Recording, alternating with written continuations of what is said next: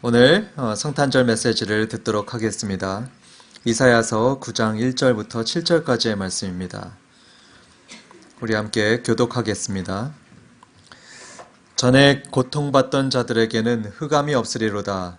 옛적에는 여호와께서 스불론 땅과 납달리 땅이 멸시를 당하게 하셨더니 후에는 해변길과 요단 저쪽 이방의 갈릴리를 영화롭게 하셨느니라.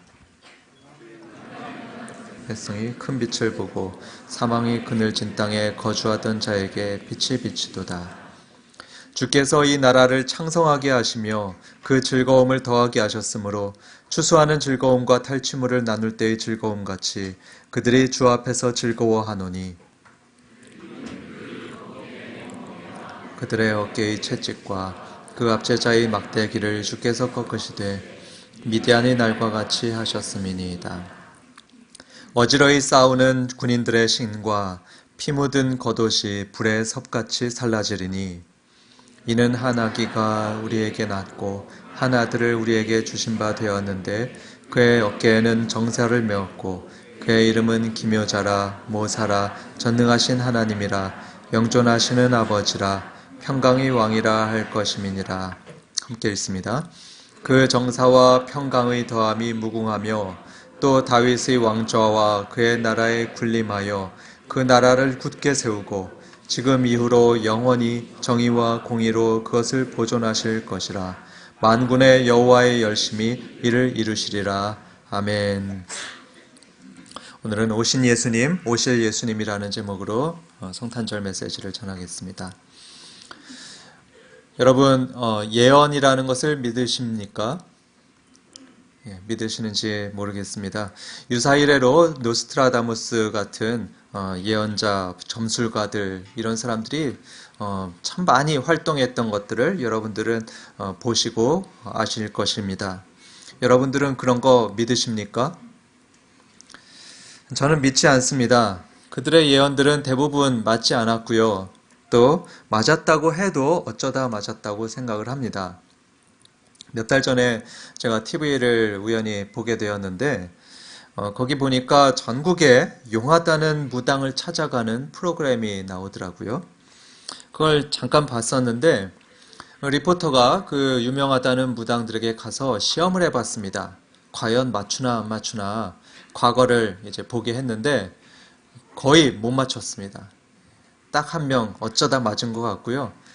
나머지는 다 틀렸습니다. 여러분, 행여라도 무당을 찾아가지 마시기 바랍니다. 괜히 돈 낭비입니다. 그러면 여러분, 성경에도 예언들이 많이 있는데요. 그 예언들에 대해서는 여러분 어떻게 생각하십니까? 그 예언들을 믿으십니까? 믿으시는 분은 여기 한 분밖에 안 계시는 것 같습니다. 믿으십니까? 성경에 수백 개의 예언들이 나와 있는데요. 과연 그 예언들은 예언대로 이루어졌을까요? 결론부터 말씀드리면 맞습니다. 예언대로 이루어졌습니다. 성경에 수많은 예언들이 있는데요. 이미 거의 다 그대로 성취되었습니다. 그래서 우리는 성경의 예언들을 믿어도 됩니다. 그리고 믿어야 합니다. 그런데 지금 여러분에게 믿으라고 막 하니까 좀 그런 것 같습니다. 이 시간에 한번 왜 믿어야 되는지 또 과연 그렇게 이루어졌는지 확인해 보고자 합니다. 성경에 어떠한 예언들이 담겼나 살펴보고요. 그 예언들이 어떻게 성취되었나 살펴보겠습니다. 특별히 성경의 대부분의 예언들은 오실 예수님과 또 그분에 관한 예언들인데 그 예언들이 도대체 어떻게 성취되었나 알아보도록 하겠습니다. 그래서 정말로 그 예언들을 이루시는 참되시고 살아계신 하나님께 감사와 찬양을 올려드리는 이 시간 되기를 소원합니다. 그러면 지금부터 성경의 예언들을 살펴보도록 하겠습니다. 중요한 것들을 중심으로 살펴보겠는데요. 성경에 나온 최초의 예언은 창세기서 3장 15절에 나옵니다. 한번 보겠습니다. 여자의 후손은 내 머리를 상하게 할 것이다. 이 예언의 시대적인 배경은 창세기입니다. 인류가 시작할 때의 일이 바로 이때의 일입니다. 그런데 이때부터 눈에 보이지 않는 어둠의 영이 있었습니다. 우리가 마귀라고 하는 사탄입니다. 이놈은 늘 사람들을 유혹하고 죄짓게 만들죠. 그래서 사람들의 삶을 너무나 힘들게 만드는 존재입니다. 그런데 이 구절에서는 지금 예언을 합니다. 훗날에 여자의 후손으로 구원자가 오실 텐데 그 구원자가 이 사탄의 머리를 상하게 할 것이다. 이렇게 예언합니다. 상하게 한다, 이것은 영어로 보면은 crush라고 되어 있는데 짓밟아 버린다. 부셔버린다는 말이죠. 즉 구원자가 오셔서 사탄이 주는 죄와 죽음의 고통에서 우리를 자유케 하실 것이다. 이렇게 예언하는 것입니다. 다음으로 신명기서 18장 15절에 보면은 하나님께서는 모세와 같은 선지자를 우리들에게 주시겠다 약속하시는 걸 볼 수 있습니다. 모세와 같은 구원자를 주시겠다, 이 말씀입니다. 모세는 어떤 사람입니까? 여러분들이 영화 10개를 아마 보셔서 아실 텐데요. 이 모세는 혼자서 당시의 제국이었던 이집트의 파라오 그리고 그의 군대하고 겨루었던 사람입니다. 혼자였다고 말씀드렸지만 사실은 하나님의 전능하신 힘이 그리고 그의 능력이 모세와 함께 있어가지고 행한 일들이었죠. 그래서 모세는 이 이집트 땅에다가 10가지 재앙들을 내리는 일도 했는데 흑암, 또 진드기, 전염병, 우박 이런 것들을 이집트에다가 내렸습니다. 모세는 또한 홍해바다 속에 이집트 군인들을 다 몰살시키기도 했습니다. 그래서 200만 명이나 되는 이스라엘 사람들을 이집트에서 구출해내서 지금의 팔레스틴 땅으로 인도해내었던 정말 위대한 지도자가 이 모세였습니다. 하나님은 이런 모세 같은 사람을 우리들의 구원자로 언젠가 보내주시겠다, 이렇게 예언하시는 내용입니다. 에스겔서 34장 23절에도 예언이 있습니다. 내가 한 목자를 그들 위에 세워 먹이게 하리니 그는 내 종 다윗이라. 그가 그들을 먹이고 그들의 목자가 될지라. 나 여호와는 그들의 하나님이 되고 내 종 다윗은 그들 중에 왕이 되리라. 이것도 구원자에 대한 예언인데요. 하나님께서는 다윗 같은 구원자를 보내주시겠다, 이렇게 예언합니다. 다윗 같은 구원자다. 다윗은 어떤 사람입니까? 이스라엘 역사상 가장 위대한 왕으로 꼽히는 분이죠. 전쟁에서는 늘 이겼습니다. 그리고 하나님을 너무나 잘 섬겼던 왕이었습니다. 하나님은 이런 다윗 같은 사람을 구세주로, 구원자로 보내주시겠다 약속하십니다. 그래서 우리를 위해서 오실 메시아는 다윗 왕처럼 원수 마귀와 싸워서 이길 것이고요. 또 선한 목자와 같이 정의로 사람들을 다스릴 것이다, 이렇게 예언되어 있습니다.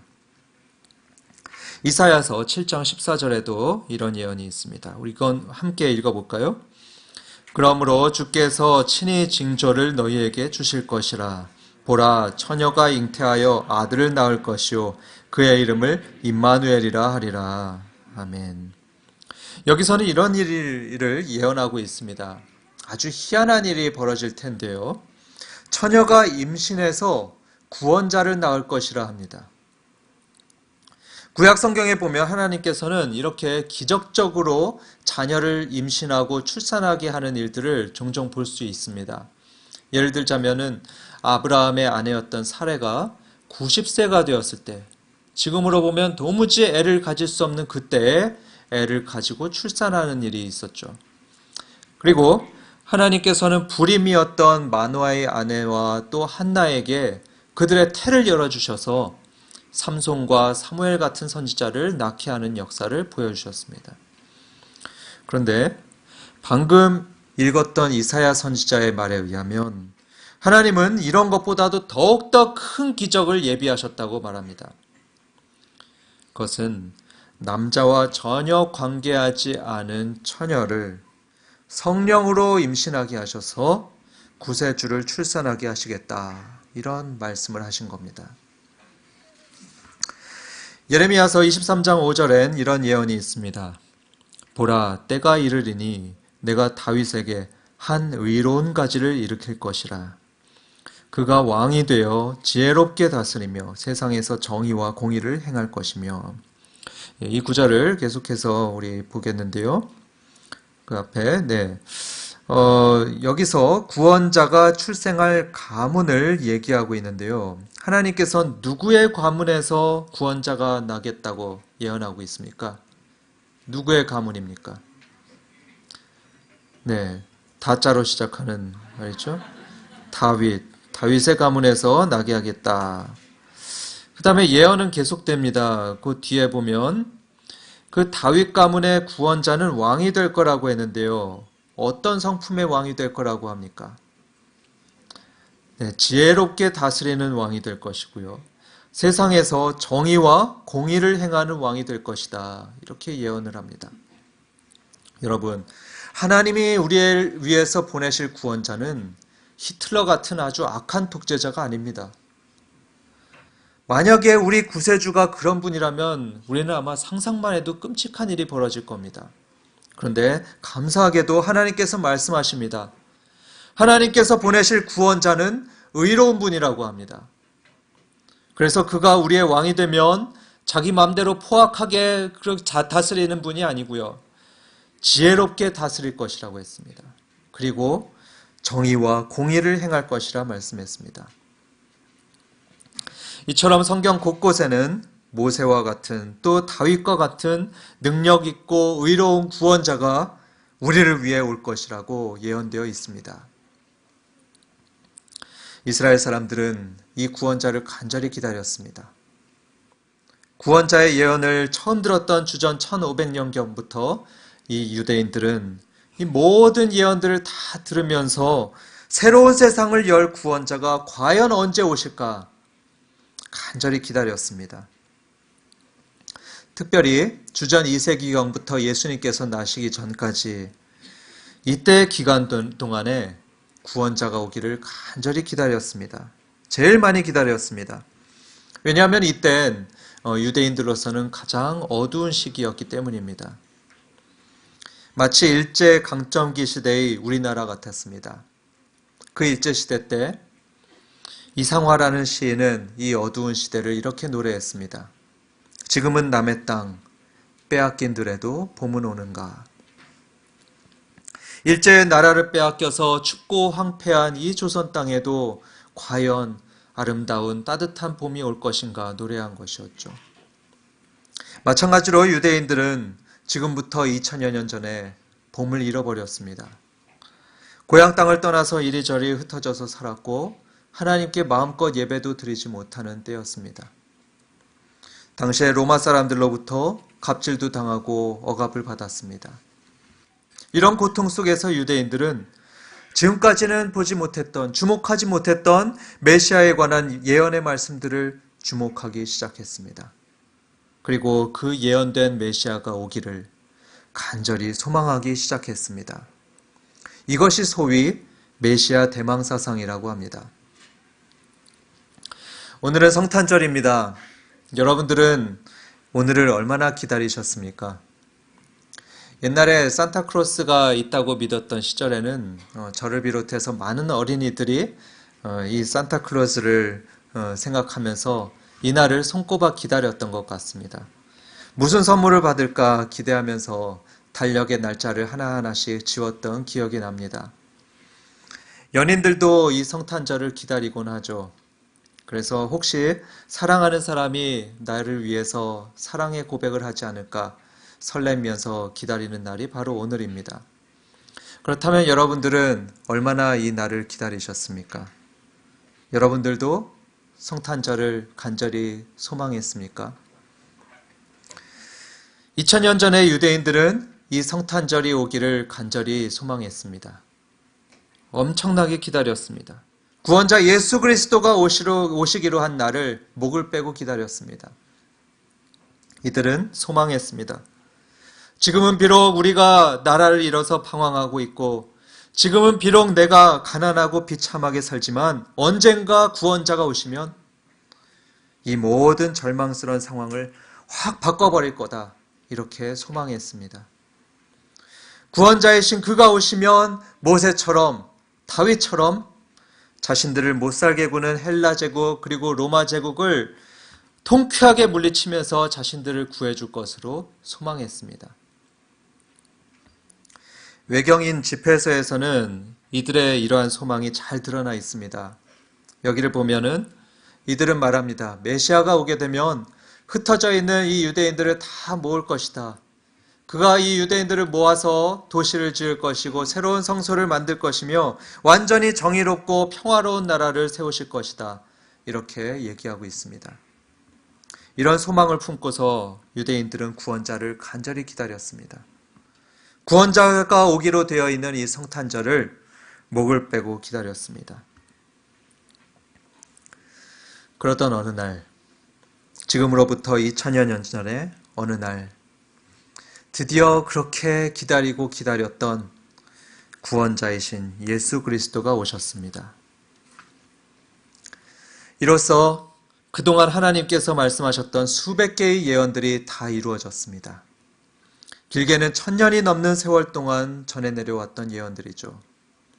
그런데 결국에 우리 신실하신 하나님께서는 약속하신 대로 아들인 예수 그리스도를 보내심으로써 이 모든 예언들을 성취하셨습니다.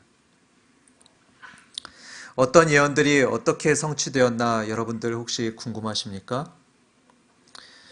수백 개의 예언들이기 때문에 이 시간에 다 말씀드릴 수 없습니다. 그래서 그 중에 몇 가지 중요한 것만 말씀드리도록 하겠습니다. 아까 봤던 이사야 선지자의 예언부터 시작하겠습니다. 이사야 선지자는 예언하기를 처녀가 잉태하여 아들을 낳을 것이라고 했죠. 그 예언처럼 어느 날 한 평범했던 처녀인 마리아에게 하나님께서는 천사를 보내십니다. 그 천사가 마리아에게 말합니다. 네가 구세주를 탄생시킬 것이다. 그러자 마리아는 대답합니다. 저는 남자를 알지 못합니다. 그런데 어떻게 그런 일이 있을 수 있습니까? 천사는 대답합니다. 성령이 임하시고 하나님의 큰 능력이 너를 덮을 것이다. 하나님의 말씀은 능치 못할 것이 없다. 그 이후로 마리아는 정말 임신하게 됩니다. 그런데 이 임신과 출산에 있어서 큰 걸림돌이 있었습니다.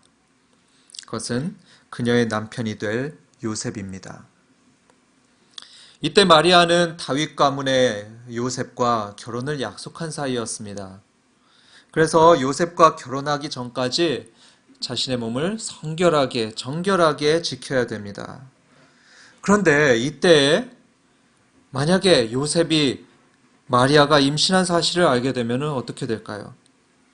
내가 임신한 건 성령으로 임신하게 된 겁니다. 이렇게 말할 때 과연 이 요셉이 그것을 이해하고 납득할 수 있을까요?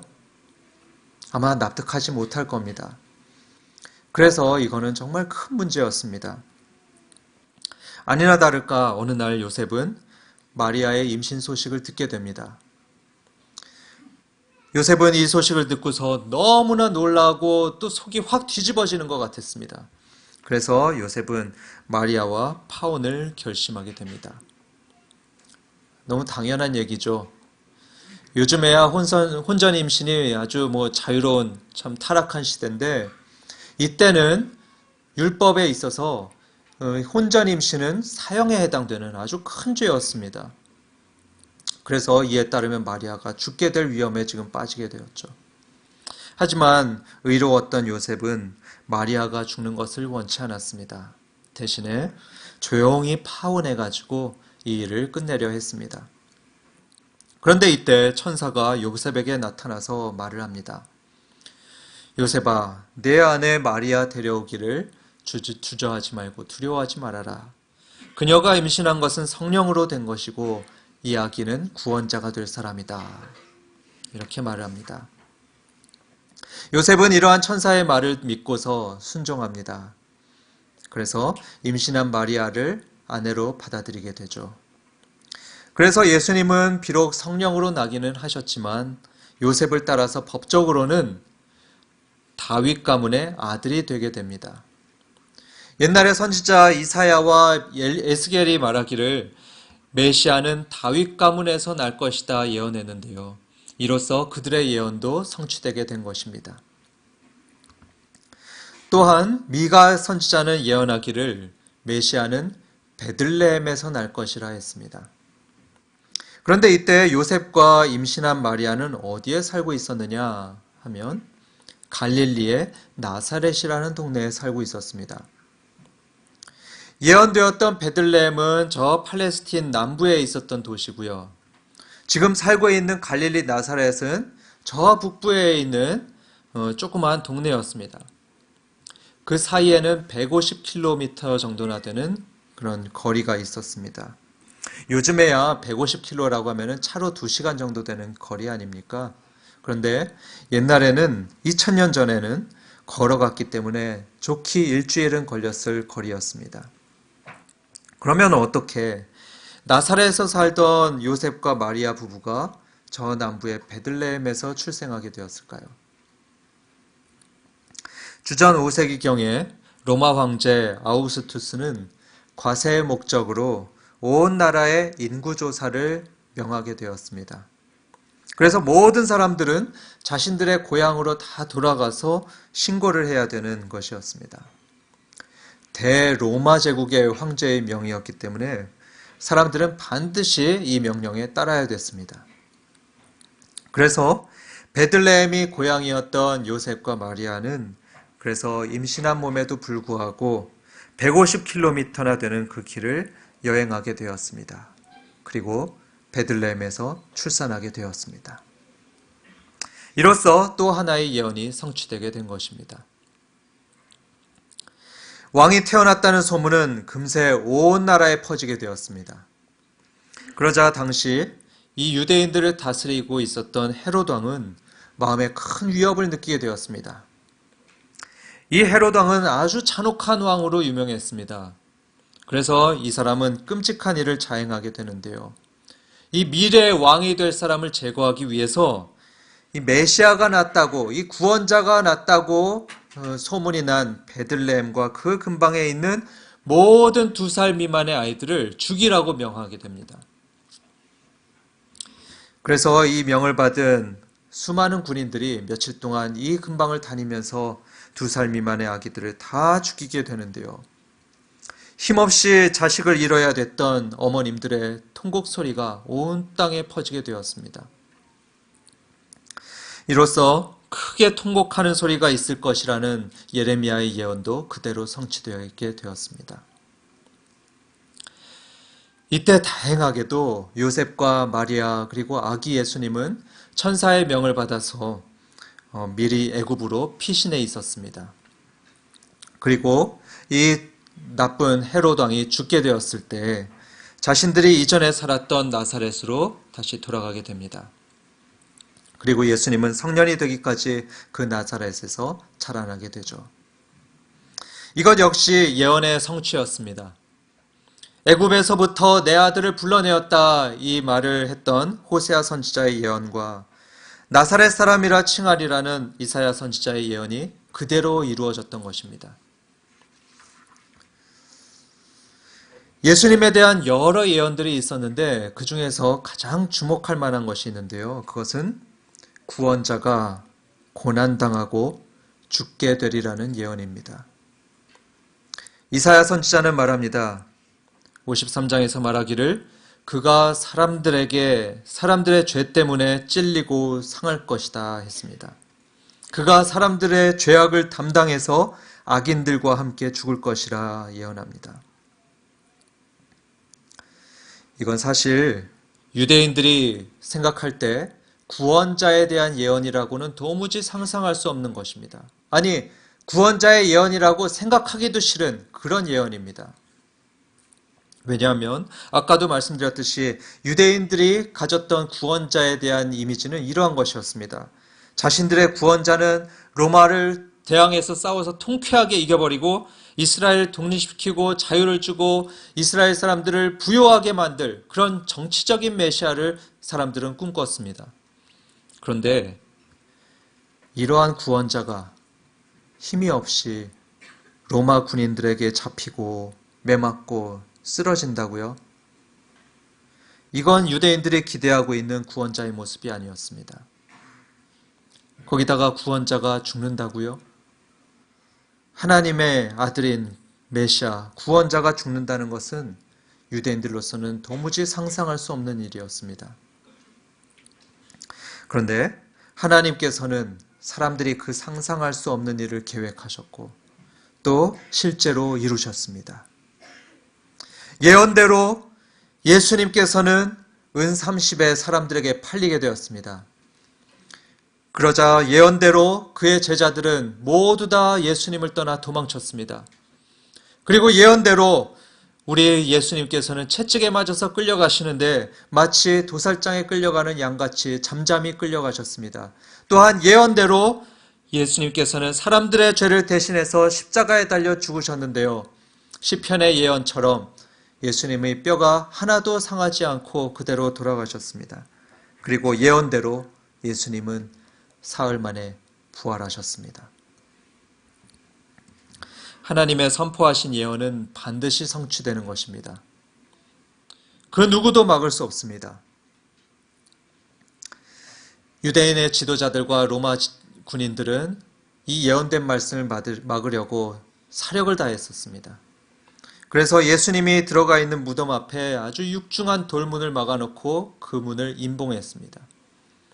군인 서너 명이 용을 써야지 옮길 수 있는 돌문으로 그 앞을 막아놓았습니다. 하지만 예수님께서는 부활하셨습니다. 그리고 복음서에서 말씀하기를 천사가 나타나서 이 돌문을 단번에 치워버렸다고 합니다. 그렇습니다. 예언의 성취는 그 누구도 막을 수 없는 것입니다. 이사야서 42장 9절을 보겠습니다. 말씀하기를 우리 함께 읽어볼까요? 보라, 전에 예언한 일이 이미 이루어졌느니라. 그렇습니다. 하나님은 자신이 예언하신 말씀을 반드시 이루시는 하나님이십니다. 그래서 하나님께서는 소개하시기를 자신은 신실하신 하나님이라고 하셨습니다. 자신이 낸 모든 약속들과 예언들을 지키시는 분이시기 때문입니다. 그런데 딱 하나 아직 이루어지지 않은 예언이 있습니다.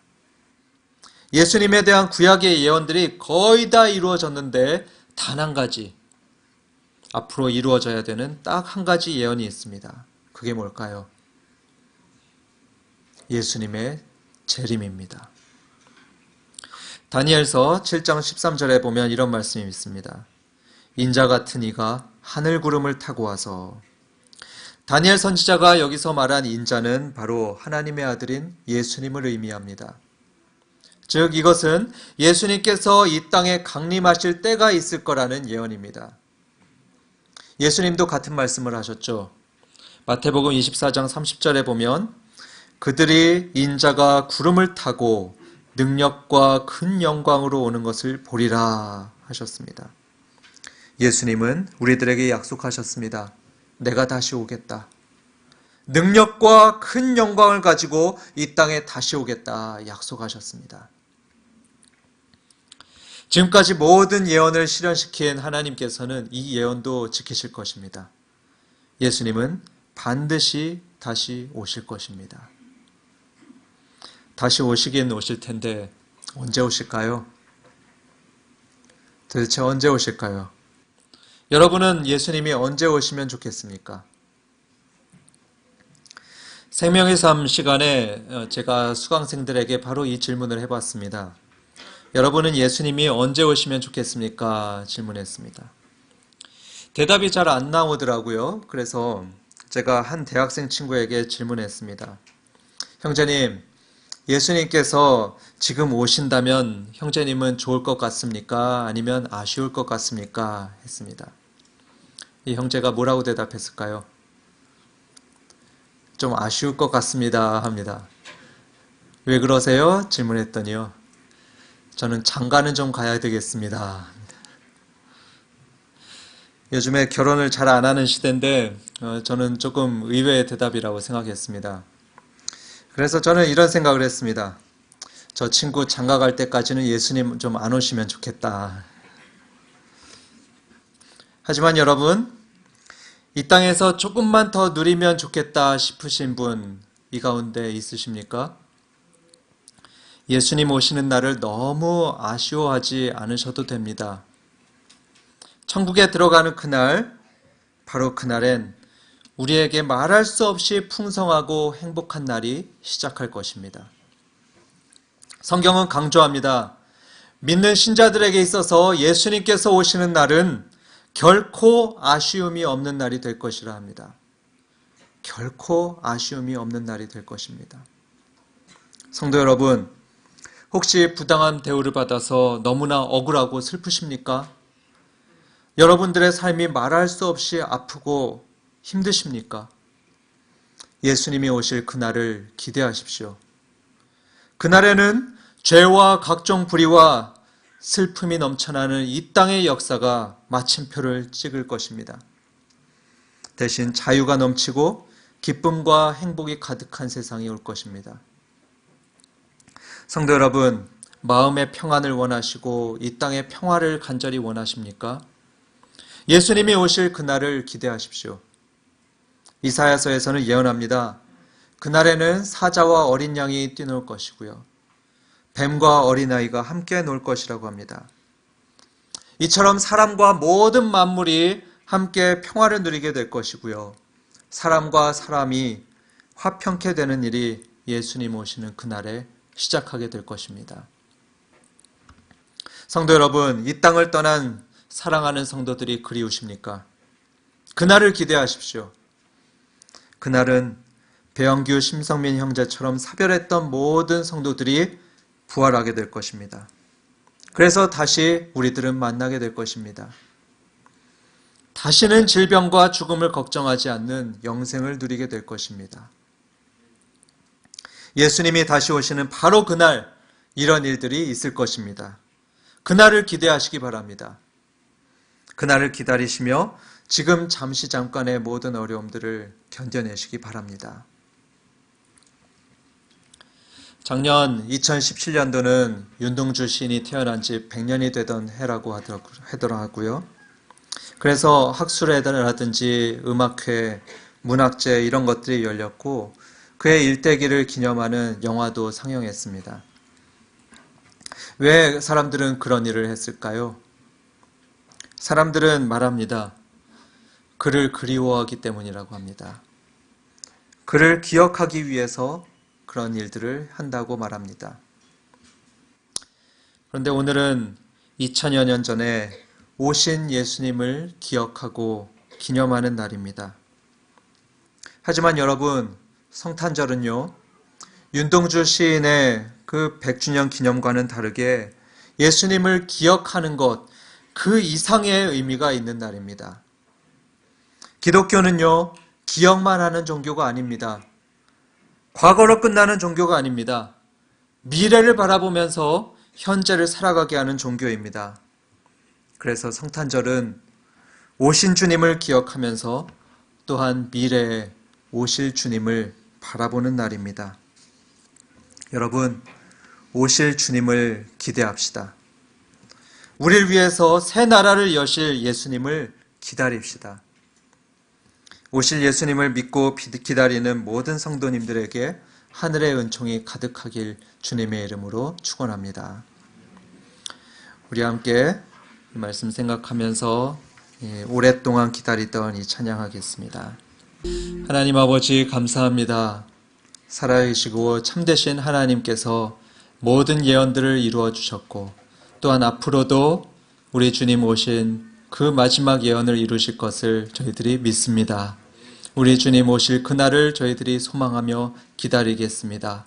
오늘 성탄절을 맞아서 오신 주님을 생각하고 또한 오실 주님을 바라보게 하심을 감사드립니다. 우리 주 예수 그리스도의 은혜와 하나님 아버지의 크신 사랑과 성령 하나님의 교통하시고 감화하심이 오신 주님을 감사하며 또한 앞으로 오실 주님을 바라보며 소망하며 이 땅의 삶을 견뎌내고 또 살아갈 우리 모든 성도들과 그들의 가정과 직장 위에 영원토록 함께 있을지어다. 아멘.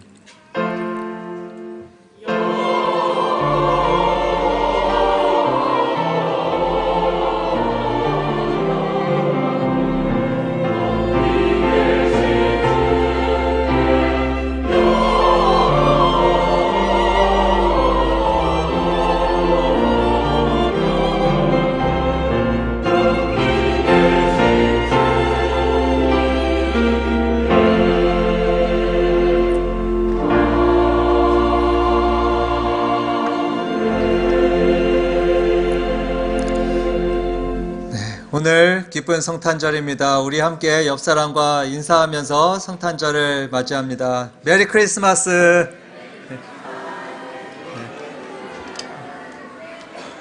복된 성탄절 맞이하십시오.